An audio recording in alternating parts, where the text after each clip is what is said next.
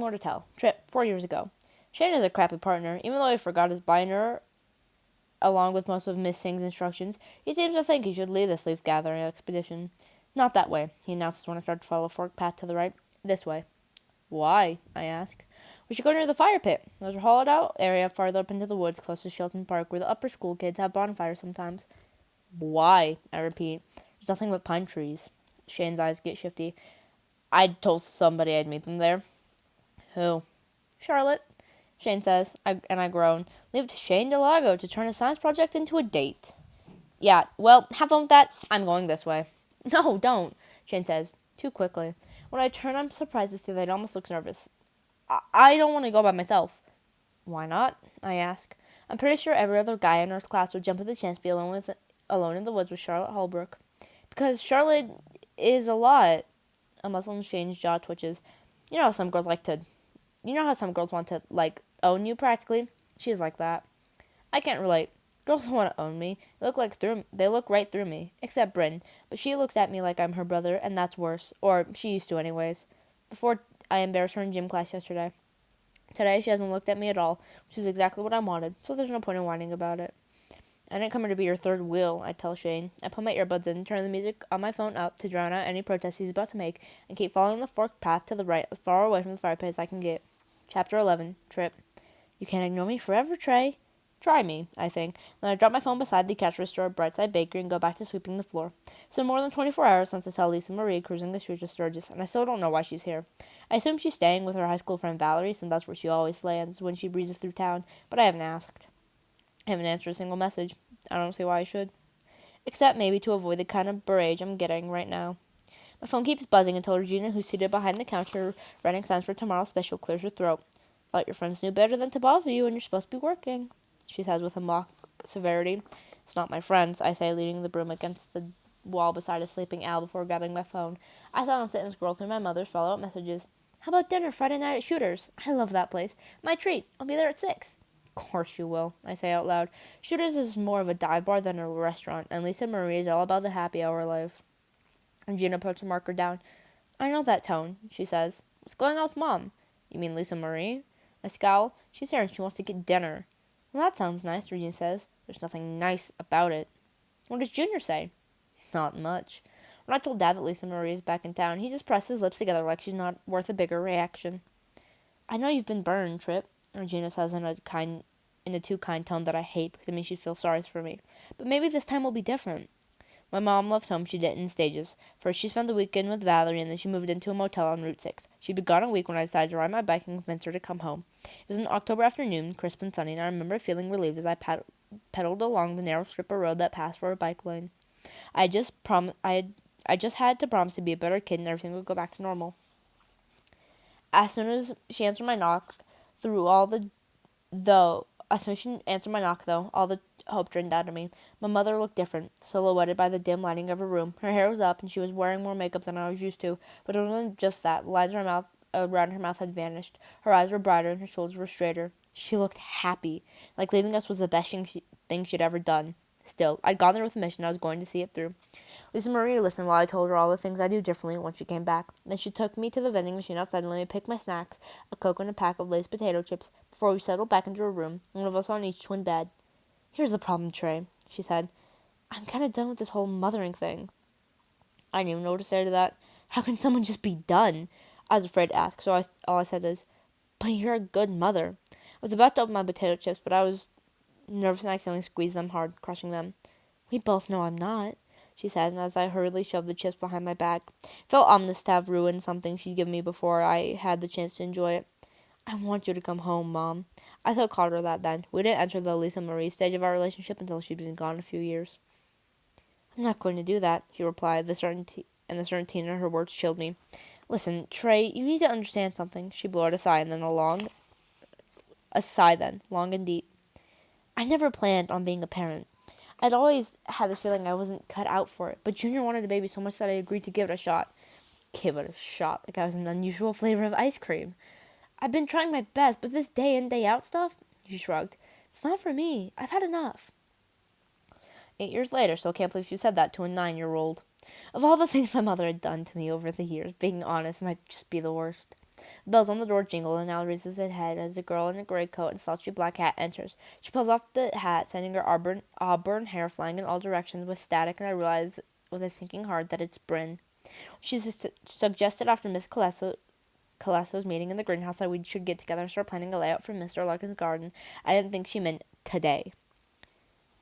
"Who's this majestic bundle of fluff?" she asks, holding out a hand to Al. He glances at Regina. Al is too well trained to approach even friendly customers without permission, and springs up when she nods. He trots towards Bryn and leans against her with his full weight, tail wagging. Surprise does not grow over. Bryn is as tiny now as she was in 8th grade. A wisp of a girl, Dad used to call her, with a big mouth. Which might sound as though he didn't like her, but he did. "Hello, you're beautiful," Bryn coons to Al, vigorously rubbing his neck like she knows it's his favorite spot. "Yes, you are." "That's Al, the owner's dog," I say warily. "Look, I know you want to talk mini stuff, but I'm working, so..." Bryn looks up and catches sight of Regina, who's leaning over the counter watching us. "Hi," she calls. "You're the owner? I love the dog. I love your dog." "I am, and he loves you," Regina says. "Don't be flattered, though. He's not picky." Bryn laughs, and Regina glances between us like she's waiting for an introduction, which none comes. She said, "You go to school trip?" "Yeah," Bryn says. "In middle school, and again as of last week. My family moved away from Sturgis for a while, but we're back now." She gazes around, taking in the white subway tile, pale wooden tables, tasteful light fixtures, and framed sketches of baked goods. "This is new, right? Well, in the past 4 years, at least." "It's gorgeous." "We opened 2 years ago," Regina says with a pointed look towards me. "Looks like Charm School over there forgot his manners, so I'll have to ask. What's your name, hun?" Bryn approaches the register, Al at her heels, and takes Regina's outstretched hands. "I'm Bryn Gallagher." "Regina, nice to meet you, Bryn. What brings you here? Coffee?" "No. Well, I'd love some, but I was actually hoping to catch a trip for this garden project we're doing at St. Ambrose." "Except I'm working," I repeat, picking up the broom again and brushing it over the gleaming floor. "We'll have to talk later." Too late. Regina's already perked up. "Did you say garden project?" she asked, looking at me with dawning approval.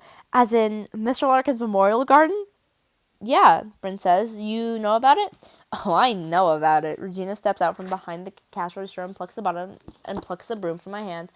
"The floors are clean. Take a break, Trip, and work on your project with the young lady. What kind of coffee do you want, Bryn? On the house."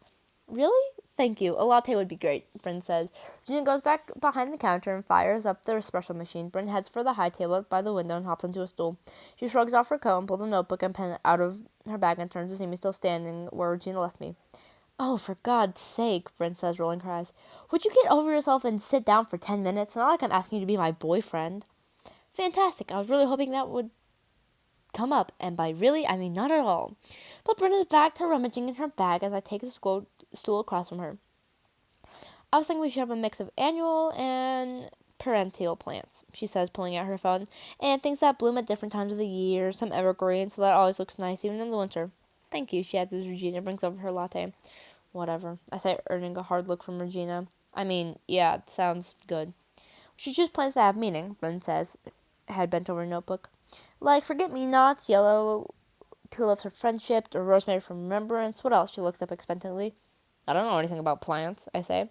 "Well, it's not like I garden in my spare time either," Bryn says. "That's why Google exists."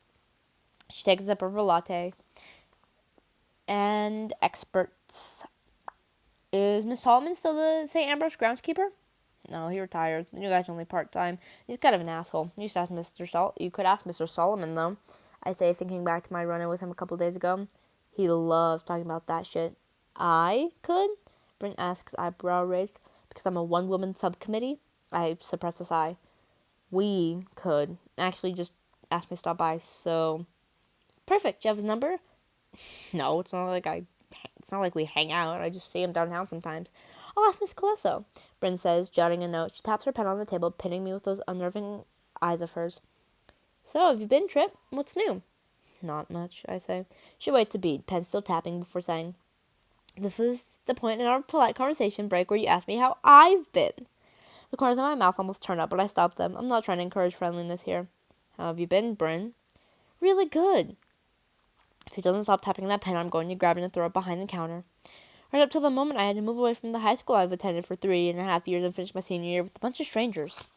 "We're not strangers," I say. "You know most of us." "Not anymore." She finally puts the pen down. Thank God. "I wouldn't have recognized you if someone hadn't pointed you out. You've changed a lot." "People tend to do that between the ages of 13 and 17. "Almost 18, she says. "Next month for you, right?" I nod. My birthday's not hard to remember. It's February 29th, which means I only celebrate the actual date every 4 years. Last leap year that Bryn was around, she gave me a travel mug that said, "Being my friend is the only gift you need." I lost the top years ago, but I still use it to hold pens. She sips her coffee and then puts it down before asking, "Is it weird being part of the Memorial Garden project?" "No," I say briskly, since I don't plan on talking about anything related to this project other than the plants, but Bryn keeps going. "It must have been awful finding Mr. Larkin. We've never talked about it."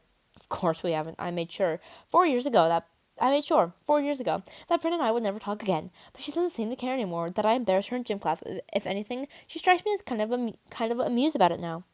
"I don't talk about it with anyone," I say. "Not even Shane and Charlotte?" "Especially not Shane and Charlotte." But I just shrug, and Brent adds, "I have to admit, I was surprised to see you guys had become such good friends. Does Shane still take naps in the class coat room?" "No, come on, we're practically adults," I point out, before honesty compels me to add, "He stopped fitting on those pensions in ninth grade." Bryn laughs, almost spitting out her coffee, and I grin as I hand her a napkin. For a second, it's almost like we're friends again, cracking up at her kitchen table over homework. Then she wipes her mouth and says, "So you're an elite now, huh?" My smile fades. "Jesus, not you, too." I'm only repeating what I hear. She tucks a strand of hair behind her ear. "St. Ambrose has changed a lot since middle school." "They'll let anybody in now," I say, and wow, that made me sound like a dick. Bryn's lip quirk. "How elitist of you." "Being an elite isn't a thing," I growl. "Obviously, if it were, I wouldn't be taking a long shot at a scholarship by making nice with Bryn Gallagher and talking about tulips." Both of our phones buzzed then, and I looked down at mine. "I'm having a party Saturday," Charlotte texted. "Your presence is both requested and expected." I send a thumbs up, and she adds, "I'm inviting Bryn." God damn it. "Don't," I text back. Charlotte replies with a bunch of question marks, and I add, "She's a pain in the ass." Charlotte sends a shrug emoji. "Too late." I look at Bryn, who's holding up her phone. "Charlotte's having a party, huh?" she says. "Yeah, but I can't make it," I say, rubbing the callus on my thumb. "Me neither," Bryn says. "It's nice to be asked, though." She finishes her coffee and looks towards the counter, but Regina has disappeared into the back with Al. "Would you tell Regina I said goodbye and thanks again for the coffee? I have to get a move on, or I'll be late picking up Ellie from her flute lesson." "Sure," I say, relieved. "I'll let you know about Mr. Solomon," Bryn says, dropping her phone and a notebook into her bag before looping it over her shoulder. She puts her hat on, covering up her distracting hair, and adds, "Just one more thing." Before I can respond, she leans forward until her lips are just inches away from my ear, and her breath tickles my neck as she whispers, "You're a bad liar, Trip Talbot. I always have been."